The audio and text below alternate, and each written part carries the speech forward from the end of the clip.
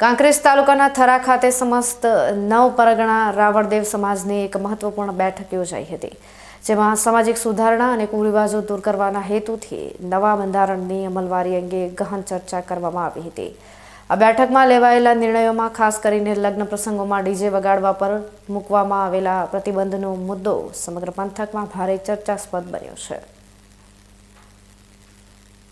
રાવળદેવ સમાજ દ્વારા સમાજના ઉત્થાન અને આર્થિક ભારણ ઘટાડવા માટે કુલ 21 જેટલા મહત્વના મુદ્દાઓને આવરી લેતું નવું બંધારણ તૈયાર કરવામાં આવ્યું છે, જેને સર્વાનુમતે બહાલી આપવામાં આવી હતી।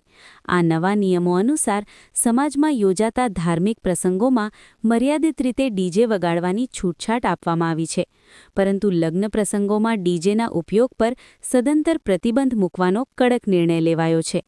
સામાજિક પરિવર્તનના આ પવનને જાણીતા કલાકાર ચંદુ રાવળે પણ પોતાનું સંપૂર્ણ સમર્થન જાહેર કર્યું છે, જેનાથી આ નિર્ણયને વધુ બળ મળ્યું છે।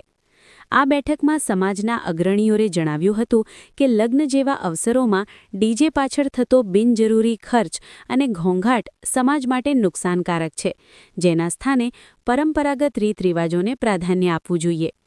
21 મુદ્દાના આ બંધારણમાં કેળવણી, વ્યસનમુક્તિ અને સામાજિક સમરસતા જેવા વિષયો પર પણ ભાર મૂકવામાં આવ્યો છે। આ નિર્ણયને સફળ બનાવવા માટે સમાજના યુવાનો અને વડીલોએ એક સુરે સંકલ્પ લીધો હતો। આ બેઠક બાદ સમાજમાં નવી ચેતનાનો સંચાર થયો છે અને અન્ય સમાજો માટે પણ આ એક પ્રેરણારૂપ પગલું માનવામાં આવી રહ્યું છે। આમ થરા ખાતે યોજાયેલ રાવળદેવ સમાજનું આ સંમેલન સામાજિક ક્રાંતિની દિશામાં એક મક્કમ ડગલું સાબિત થયું છે। બંધારણના ચુસ્ત પાલન અને ડીજે મુક્ત લગ્ન પ્રસંગોની આ પહેલ આગામી સમયમાં સમાજને નવી ઊંચાઈઓ પર લઈ જશે તેવો વિશ્વાસ અગ્રણીઓએ વ્યક્ત કર્યો છે। આપણે બધા જાણીએ છીએ છેલ્લા લગભગ 4 મહિનાથી આપણે બંધારણના મુદ્દા જે મિત્રો છે બંધારણના મુદ્દા આપણે પૂરેપૂરા નાખી છે 21 કે 22 મુદ્દા છે એ 21 22 મુદ્દા નોંધાઈ ગયા હોય તો એ સમાજ સમક્ષ આપણા ભુવાજીઓ મા જગદંબાના સાક્ષીએ મહાદેવની સાક્ષીએ આપણે જાહેર કરીશું। એના પહેલા આપણે બેસવાનો દરેકને અધિકાર છે અને આ અધિકાર સમાજ થકી મળતો હોય છે। એટલા માટે આ બંધારણ બનાવવું જરૂરી છે, કારણ કે દરેક વ્યક્તિ એક સરખો દેખાય સમાજની વચ્ચે એ ખૂબ જરૂરી છે। કોઈ મોટો કોઈ નાનો એવું સમાજમાં ના દેખાય। વડીલનું એક સૂચન છે આ ગુજરાતના એટલે આ રૂમાલ પ્રથા આપણો આદિ અનાદિથી ચાલતો આવતો રિવાજ છે। સમાજનો ઉદ્ધાર એ રિવાજને બદલવો ના બદલવો એ એક બે જણની હાથમાં વાત નથી। શિક્ષણ સંકુલો બને તો મારા રૂમાલ પ્રથા ચાલુ રાખવી છે, સ્પર્ધાત્મક પરીક્ષાઓ આગળ વધે અંગ્રેજીની વ્યવસ્થા થાય અને શિક્ષણમાં અહીંયા સૂચન આવે એટલે મારે જાહેર કરવું પડે, નકે એને નહીં ચડે માટે વધારે ભંડોળ ભેગું થાય અને બીજા ખોટા ખર્ચા સમાજ શીખવે છે કે ભાઈ રૂમાલ પ્રથા ચાલુ રાખવી। એના પછી પૈસા હવે વાપરવાના થાય એ અમારો એક સૂચન એવું આવ્યું છે જે થોડીક જગ્યાઓ માટે જ આપણે કે રાવણ સમાજમાં ઘણી જગ્યાએ અગ્નિ સંસ્કાર પણ આપે છે અને ઘણી જગ્યાએ સમાધિ પણ આપે છે।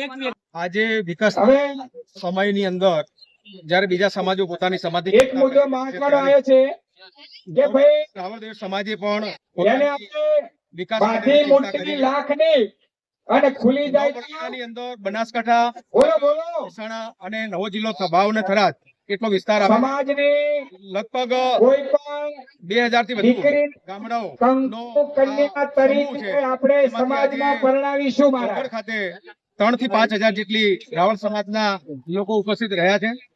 આજે અમે જે ચૂના બીજો સમાજ સાંભળતો ના હોય, આઈબી ના માણસો સાંભળતા ના હોય, પોલીસ સ્ટાફ મિત્રો સાંભળતા ના હોય, પત્રકાર મિત્રો સાંભળતા ના હોય, મરણ અને તો આ તો ખુલ્લું કરી દેવું જોઈએ। થાળી ફેરવી બીડી સિગારેટ અને તમાકુ જે દીકરી છે લક્ષ્મીનો અવતાર છે, અહીંયા તિલાંજલિ આપી છે। સાથે સાથે શરમ કરજો, તિલાંજલિ આપી છે। એમાં સમગ્ર નવ પરગણા અને એમાં 30 જેટલા ગોળ આવે છે।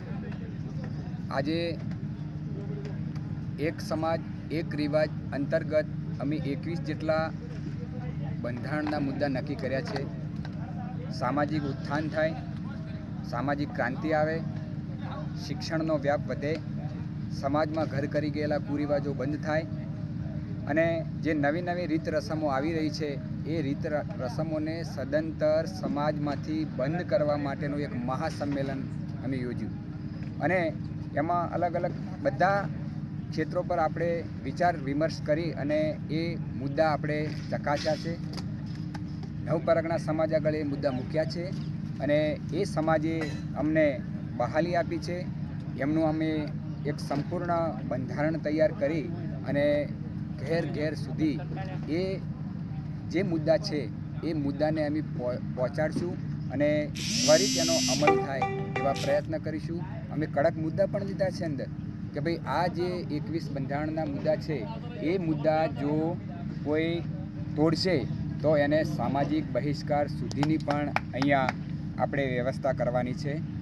સમગ્ર નવપરગણામાં કમિટી બનાવવામાં આવશે અને એ કમિટી આખા નવપરગણામાં એનું ધ્યાન રાખશે કે ભાઈ કઈ જગ્યાએ કયા બંધારણનો અમલ થતો નથી અને જે જગ્યાએ બંધારણનો અમલ થશે એને સમાજ બિરદાવશે પણ ખરા.